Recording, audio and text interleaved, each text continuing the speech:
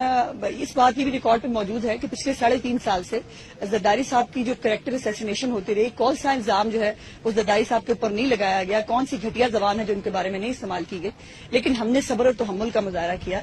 और अभी तो सदर साहब ने सिर्फ जेल की चंद कहानियां बताई हैं कि जेल से ये किस तरह भागे थे।